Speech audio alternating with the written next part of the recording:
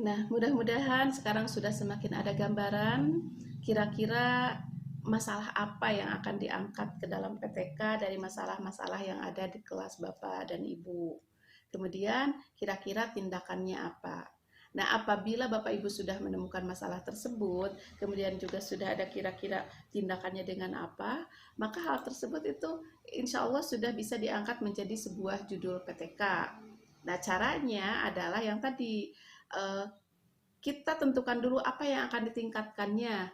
Kalau masalahnya misalkan masalah hasil belajar yang rendah, maka yang akan ditingkatkannya adalah hasil belajar yang rendah. Apabila yang akan ditingkatkannya adalah kehadiran siswa di kelas, maka yang ditingkatkannya itu adalah kehadiran siswa di kelas makin baik.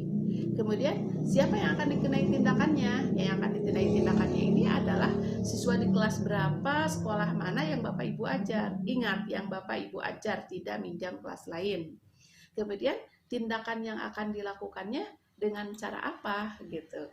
Sehingga kita ambil contoh, misalkan masalahnya itu adalah dalam hal pemahaman siswa pada materi belajar perilaku jujurnya masih rendah. Sehingga bisa jadikan tujuan. Jadi tujuannya itu adalah meningkatkan pemahaman siswa pada materi pembelajaran perilaku jujur. Tindakannya melalui apa? Melalui pendekatan CTL misalkan. Kemudian setting atau yang ditelitinya di mana? Di siswa kelas 9 SMPN 1 Ciparai misalkan. Sehingga ini semua bisa langsung menjadi sebuah judul. Misalkan meningkatkan upaya meningkatkan pemahaman siswa kelas 9 SMP Negeri Ciparai pada materi jujur. Nah itu, jadi dari apa tadi, dari pertanyaan-pertanyaan tadi bisa diangkat menjadi sebuah judul. Banyak contoh-contoh judul PTK yang lain, misalkan penggunaan kartu karta bergambar untuk meningkatkan pemahaman tentang pencemaran lingkungan pada siswa kelas 2 di SMA Negeri 2 Bandung. Kemudian juga peningkatan perilaku terpuji materi berbuat baik pada orang tua melalui model cooperative learning tipe jigsaw di kelas 8 SMP Bale Endah gitu. Itu banyak judul-judul PTK yang memang pada dasarnya suka banyak pertanyaan, ini judul dulu atau masalah dulu? Kita masalahnya dulu, tindakannya dulu, settingnya dulu, setelah itu kita akan menemukan judulnya. Alhamdulillah menentukan masalah dan membuat judul PTK selesai. Mudah bukan? Alhamdulillah Bapak Ibu sudah sampai pada menentukan masalah yang akan diteliti. Kemudian dari masalah tersebut juga Bapak Ibu sudah bisa mengangkatnya menjadi sebuah judul PTK. Bagaimana, mudah bukan? Nah, sekarang mari kita lanjut ke langkah berikutnya, yaitu langkah penyusunan laporan PTK. Untuk memahami bagaimana cara menyusun laporan PTK, maka sebaiknya kita pahami dulu tentang kerangka laporan PTK. Untuk kerangka laporan PTK itu sendiri terbagi menjadi 3 bagian, yaitu bagian awal, bagian isi, dan bagian penunjang. Untuk bagian awal, itu terdiri dari halaman judul, lembar persetujuan, abstrak, kata pengantar, daftar isi. Dan kalau memang ada, ditambahkan juga boleh daftar tabel dan daftar gambar. Untuk halaman judul Bapak Ibu, maka di dalam halaman judul tersebut harus memuat judul penelitian, kemudian keterangan peruntukan apa penelitian itu dilaksanakan, kemudian di bawahnya nama peneliti, kemudian nama lembaga tempat peneliti melaksanakan penelitian, serta kapan tahun dilaksanakannya penelitian. Untuk halaman judul ini biasanya terdiri dari 2, yaitu untuk halaman judul yang luar, cover luar, dan juga untuk halaman judul yang di dalam atau cover dalam. Tadi sudah dibahas sedikit bahwa memang judul itu harus dirumuskan dengan kalimat yang jelas, kalimat yang singkat, yang komunikatif, dan harus menggambarkan upaya atau tindakan yang dilakukan untuk perbaikan dan peningkatan mutu pembelajaran. Nah, biasanya kalau saya suka mengistilahkan bahwa dalam judul itu harus ada 3 komponen, yaitu ada penyakit, ada obat, ada rumah sakit. Artinya, apa itu masalah yang akan ditelitinya atau penyakitnya, kemudian kira-kira tindakan apa yang akan diberikannya itu sebagai obatnya, dan yang tentu harus ada adalah rumah sakitnya atau di mana dilakukan tindakannya. Apabila judul sudah terdiri dari 3 ini, insya Allah PTK Bapak Ibu dari segi judul tidak ditolak lagi. Kemudian untuk lembar pengesahan, di dalamnya itu memuat tanda tangan yang menunjukkan legalitas laporan penelitian. Nah, tanda tangannya sendiri itu ada 3. Yang pertama, tanda tangan peneliti itu sendiri. Kalau penelitiannya dilaksanakan secara berkelompok, maka cukup ketuanya saja. Kemudian yang kedua ada tanda tangan dari kolaboran, dan yang ketiga tentu ada tanda tangan dari atasan. Dalam hal ini dari kepala sekolah atau kepala dinas, dan tentu di sini harus dibubuhi dengan stempel dari lembaga tersebut. Berikutnya Bapak Ibu masih di bagian awal itu harus ada abstrak. Abstrak itu adalah saripati komponen-komponen penelitian yang di dalamnya ada judul, ada permasalahan, dicantumkan juga tujuan, dicantumkan juga prosedur pelaksanaan penelitian, dan juga hasil temuan serta rekomendasi.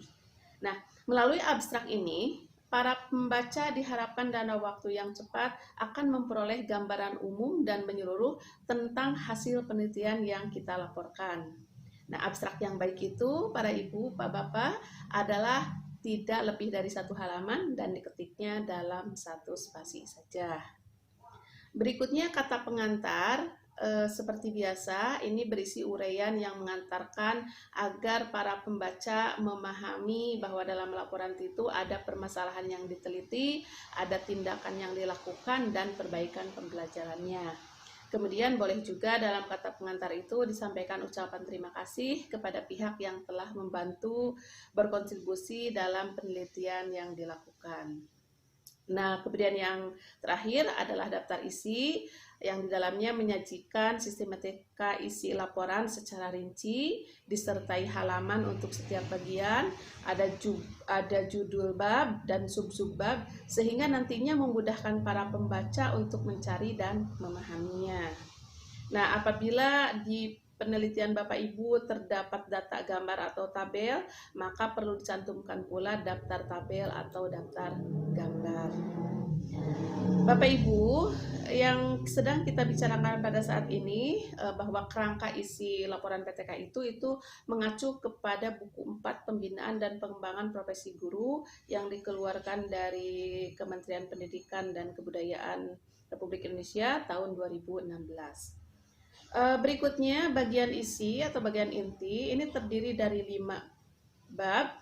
Dari bab 1 yang berisi pendahuluan yang di dalamnya harus memuat latar belakang masalah, perumusan masalah, tujuan, manfaat, hasil penelitian.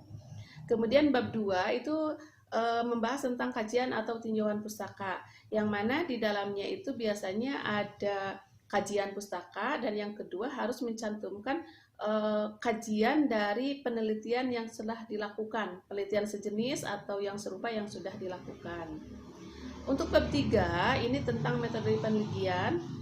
Untuk metode penelitian ini harus ada subjek penelitian, kemudian ada objeknya juga, kemudian ada deskripsi per siklus, sehingga di sana akan tergambar bagaimana nanti langkah-langkah yang akan dilakukan pada praktik pelaksanaannya. Kemudian di bab 4 ini membahas tentang hasil penelitian. Nah, di sini Bapak Ibu harus membahas tindakan tiap siklus, data lengkap setiap siklus, perubahan pada siswa, guru, dan juga bahasan seluruh siklus, kemudian dianalisis yang hasilnya nantinya menjadi sebuah kesimpulan. Dan yang terakhir di bagian isi ini ada bab 5, yaitu penutup yang di dalamnya ada simpulan dan saran. Yang terakhir untuk kerangka isi PTK itu adalah bagian penunjang. Untuk bagian penunjang ini terbagi 2, yaitu daftar pustaka dan lampiran. Nanti kita akan bahas di akhir pembicaraan kita pada siang hari ini bagaimana daftar pustaka seharusnya tuliskan, dan juga lampiran-lampiran itu apa saja yang harus ada. Selanjutnya adalah menyusun laporan PTK. Tentu dimulai dari bab 1, yaitu pendahuluan. Nah, untuk bab 1 itu terdiri dari 4 hal, yaitu harus ada latar belakang masalah, rumusan masalah, tujuan penelitian, dan manfaat penelitian. Untuk latar belakang masalah sendiri, maka di dalamnya harus ada asumsi, ada data awal, kemudian nantinya ada kesenjangan, dan itulah yang dipermasalahkan dalam penelitian. Nah, untuk memandu membuat latar belakang dalam bab 1, setidaknya ada 5 hal yang bisa dijadikan acuan. Yang pertama, tentukan pentingnya kenapa hal tersebut mau diteliti, gitu. Contohnya penggunaan media pembelajaran berbasis IT itu karena memang dapat meningkatkan hasil belajar siswa atau memperluas akses terhadap ilmu pengetahuan gitu. Kemudian yang kedua, sebutkan alasan kenapa ibu bapak mempermasalahkan hal tersebut gitu.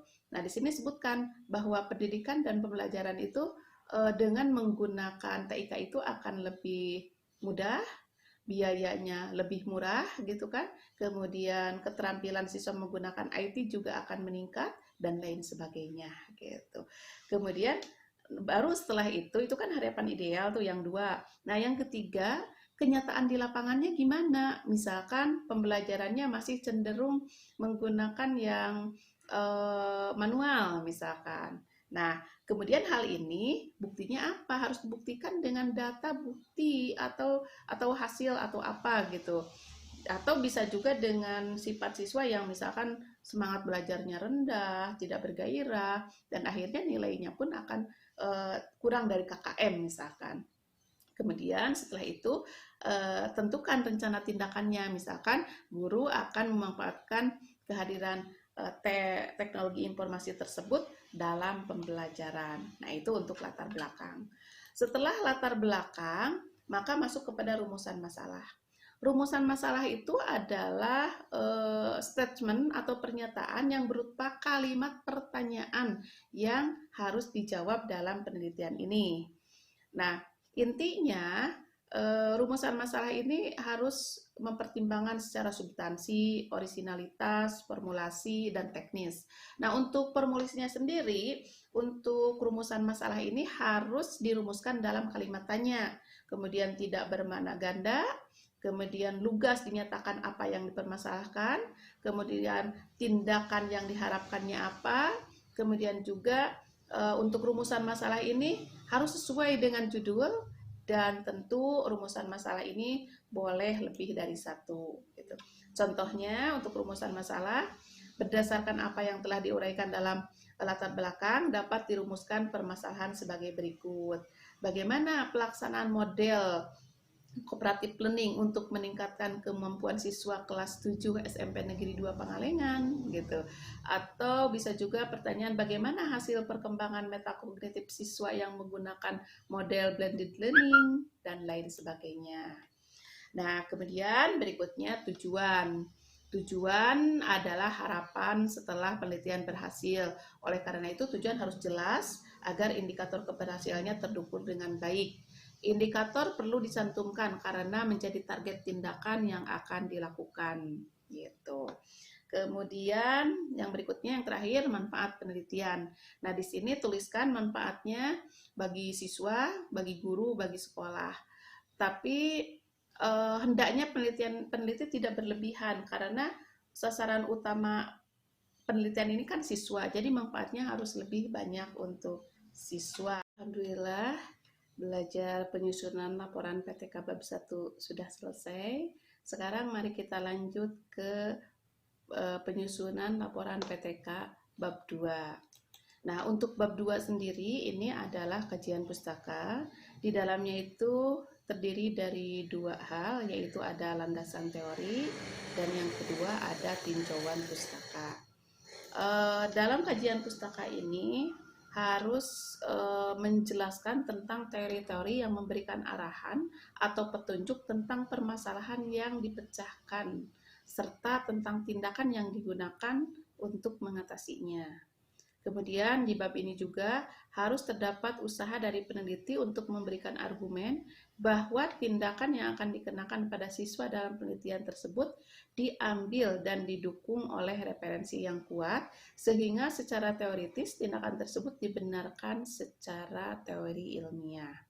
Dan jika diperlukan, boleh di bab 2 ini juga ditambahkan dengan hipotesis.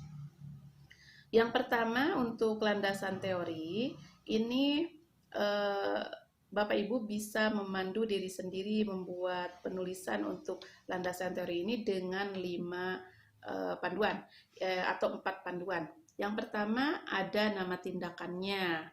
Misalkan tindakan ini berisi tentang teori pendukung tindakan yang dikenakan dalam penelitian. Jadi bukan terjemahan dari setiap kata. Contohnya kalau menggunakan metode CTL, bukan CTL itu adalah apa, tapi definisi CTL itu apa, dan lain sebagainya, teorinya apa. Kajian teori yang dimaksud pada bagian ini adalah petunjuk atau arahan bahwa tindakan yang akan dikenakan kepada siswa mempunyai dasar yang jelas secara ilmiah dan dapat dibenarkan secara teoritis. Nah, hal ini juga bisa dikaitkan dengan yang sangat berkenaan dengan saat ini, misalkan berkaitan dengan pembelajaran abad 21, pembelajaran dalam kurikulum 2013 dan lain sebagainya.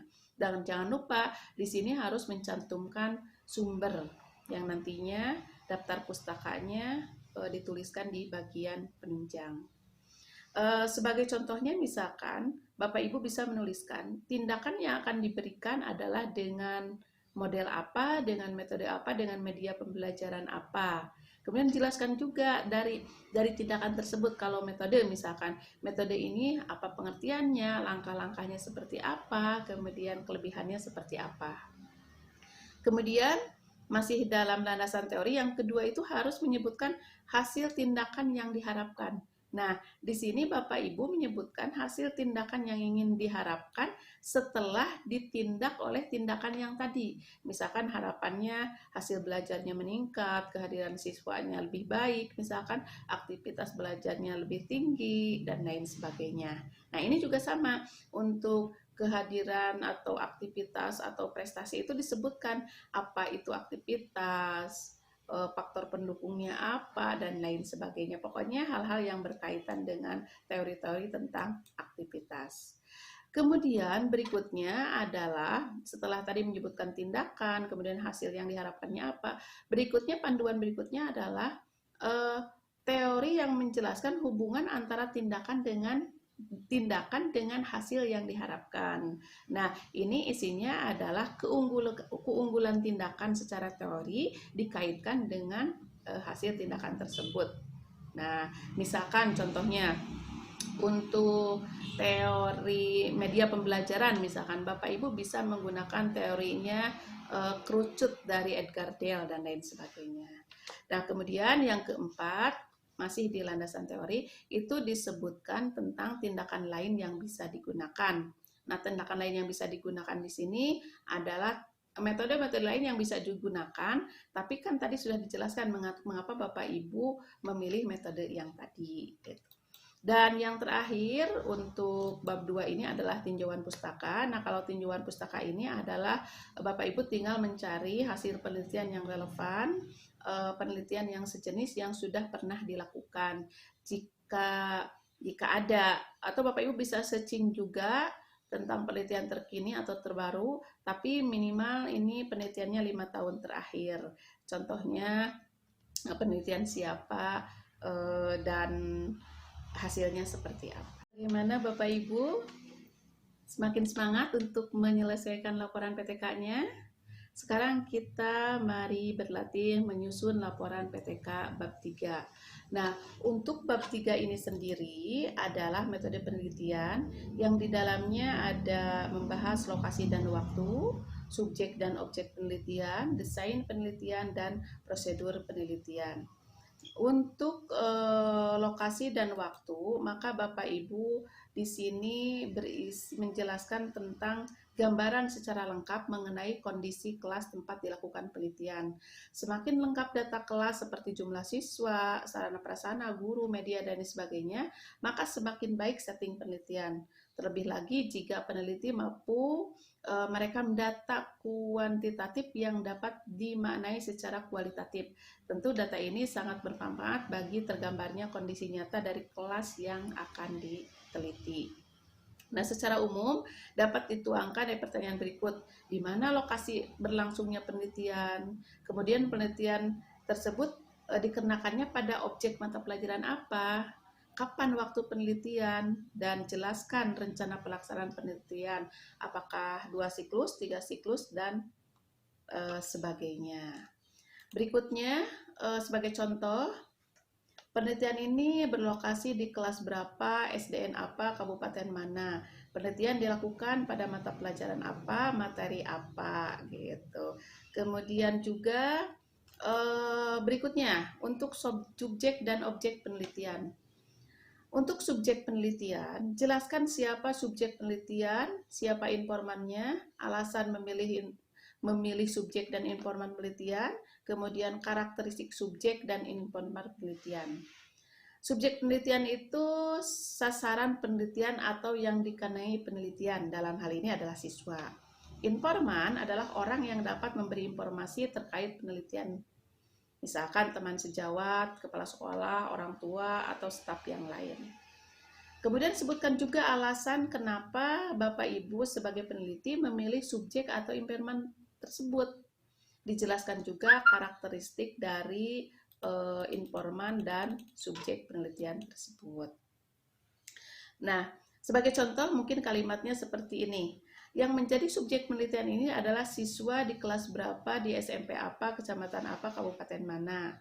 Yang menjadi informan dalam penelitian ini adalah siapa, bisa teman sejawat, kepala sekolah, orang tua, dan sebagainya. Kemudian alasan peneliti melakukan penelitian di sekolah ini karena misalnya siswa tersebut merupakan siswa yang belajar di kelas peneliti dan lain sebagainya. Kemudian sebutkan juga karakteristik informal dari subjek penelitiannya tersebut. Berikutnya objek penelitian. Nah, di sini Bapak Ibu sebagai peneliti harus menjelaskan objek penelitian. Dalam hal ini apa yang akan diteliti, kemudian jelaskan alasannya. Contoh, sedangkan yang menjadi objek penelitiannya adalah titik-titik, misal kemampuan siswa, prestasi siswa, aktivitas siswa, dan lain sebagainya. Kemudian jelaskan juga pemilihan objek penelitian ini berdasarkan karena daftar nilai atau kemampuan siswa atau prestasi siswa atau aktivitas siswa dan lain sebagainya. Nah, berikutnya desain penelitian. Untuk desain atau rancangan penelitian yang dimaksud adalah penelitian yang khusus dilakukan karena kepedulian bersama terhadap suatu kondisi yang perlu diperbaharui. Maksudnya PTK itu merupakan penelitian yang partisipatoris atau kolaboratif. Nah, antara peneliti dengan kolaboran itu mereka menyusun rencana tindakan secara bersama-sama, melakukan tindakan dan lain sebagainya. Kemudian setelah itu mereka juga nanti akan melakukan refleksi. Ada beberapa model PTK yang sampai saat ini sering digunakan di dalam dunia pendidikan, diantaranya ada model Kutzlewin, ada model Kemis, ada model John Elliot, ada juga model DEP. Namun secara umum pendapat-pendapat tersebut atau model-model tersebut itu pada dasarnya terdiri dari 4 tahapan, yaitu ada tahapan perencanaan, ada pelaksanaan, ada pengamatan, dan juga ada refleksi yang semuanya dilakukan secara berkesinambungan. Nah, kemudian berikutnya yang terakhir adalah desain penelitian. Di sini dijelaskan apa itu perencanaan, pelaksanaan, observasi, dan refleksi. Kemudian juga berapa jumlah siklus yang akan direncanakan, kapan rencana pelaksanaan siklusnya, dan sebutkan kapan rencana kegiatan setiap siklus.